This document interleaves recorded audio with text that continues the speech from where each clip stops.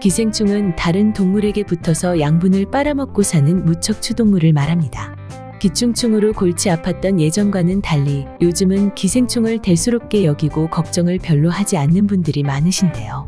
실제로 데이터를 보면 1971년 기생충 충난 양성률이 84.3%였던 반면에 40년이 지난 지금은 전 국민의 3% 정도만이 기생충에 감염될 만큼 감염률이 크게 줄었습니다. 하지만 기생충은 여전히 곳곳에서 우리를 위협하고 있으며 방심하는 순간 기생충에 감염될 수 있습니다. 일반적으로 기생충에 쉽게 노출될 것 같은 육회나 회, 막창, 선지와 같은 음식은 의외로 기생충 감염에 비교적 안전한 반면 감염에 치명적인 음식들은 따로 있다고 전문가들은 경고하고 있습니다. 오늘은 우리 주변에서 쉽게 찾아볼 수 있고 기생충 감염을 일으킬 수 있는 음식은 무엇이 있는지 자세히 알아보겠습니다. 첫 번째는 바로 민물고기입니다. 평소 낚시를 좋아하시거나 스태미너 보충을 위해 민물고기를 즐겨 드시는 분들이 더러 계신데요. 민물고기를 즐겨 먹는 경우 기생충에 감염될 확률이 매우 높다고 합니다.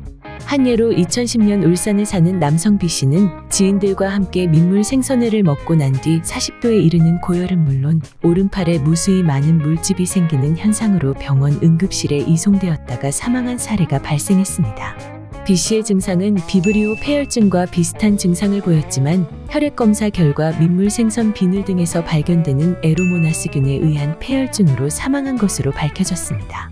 5년 전 B씨는 알코올성 간암과 간경화로 치료를 받았는데 많은 전문의들은 간 질환을 앓거나 만성 알코올 질환자는 에르모나스 균과 같은 기생충에 감염될 경우 극단적으로는 생명을 잃을 수 있다고 경고했습니다.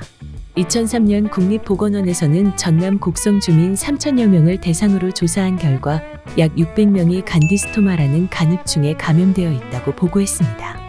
간흡충이 감염되면 간에서 알을 까서 기하급수적으로 늘어나게 되는데 오랫동안 감염된 상태로 방치하게 되면 황달과 담석을 동반하게 되며 그중 일부는 담관암으로 발전하는 아주 무서운 기생충입니다. 충격적인 사실은 간흡충은 일반 구충제로 치료가 불가능하며 간기능 검사나 간 CT를 통해서 감염 여부를 확인한 후에 디스토마 치료제를 처방받아야 합니다. 그 밖에 민물개와 가재 등에서도 페디스토마라는 폐흡충에 감염될 수 있는데요. 최근 민물게장 음식점이 사람들에게 인기를 끌면서 폐흡충에 감염되는 사례들도 늘어나고 있습니다. 폐흡충에 감염되면 폐에 15 내지 25cm 크기의 주머니를 형성해 그 안에 알을 낳습니다. 이 중 일부 폐흡충은 뇌와 척수피하 조직의 자리를 잡게 되고 또 그 일부는 척추를 따라 뇌까지 올라가는데 이렇게 되면 뇌에 손상을 입혀 뇌출혈을 유발하기도 합니다. 이 경우 프라지퀀텔이라는 약을 복용하면 90% 정도 회복이 가능하다고 하니 참고하시면 좋을 것 같습니다. 두 번째는 소의 생간입니다. 소의 생간을 날 것으로 먹으면 시력이 좋아지고 건강이 증진된다는 속설이 있습니다. 하지만 실제로는 안타깝게도 이런 효과를 얻기는커녕 개회충이라는 기생충에 감염될 확률이 높아 섭취 시 주의가 필요합니다.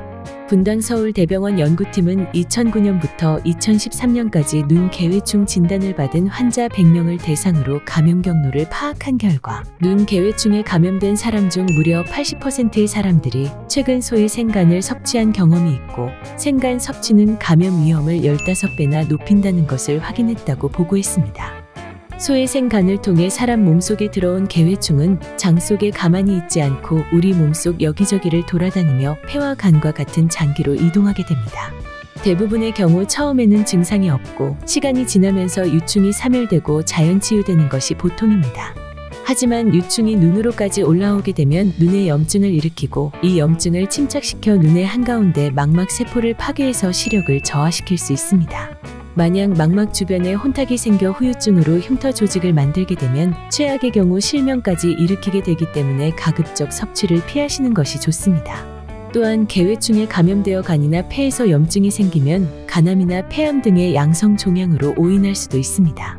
실제 기생충에 감염된 환자가 암으로 오인되어 값비싼 검사를 받는 경우도 있으며 드물지만 항암 치료와 수술까지 이어지는 경우도 있다고 합니다.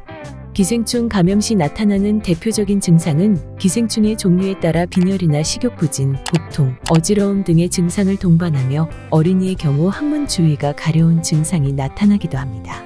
기생충에 감염이 되어도 대부분이 자연사멸하지만 간혹 기생충 양이 많거나 면역력이 떨어져 있는 경우 앞서 말씀드린 감염 증상이 발생할 수 있습니다.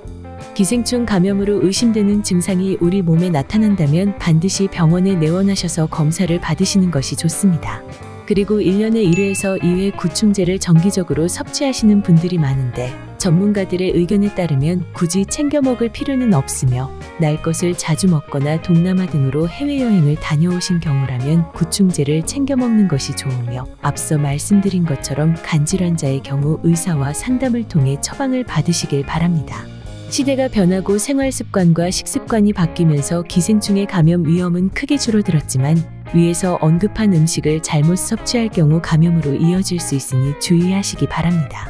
평소 소외생간이나 민물고기를 자주 섭취하셨던 구독자분들이라면 반드시 기생충 여부를 파악해 보시고 증상이 보일 경우 가까운 병원에 방문해 보시길 바랍니다. 자, 오늘의 영상은 여기까지였고요. 구독을 눌러주시면 앞으로도 다양한 건강 정보를 빠르게 올려드릴 것을 약속드리겠습니다. 이상 전문가들의 건강 채널 푸른 건강이었습니다. 늘 건강하세요.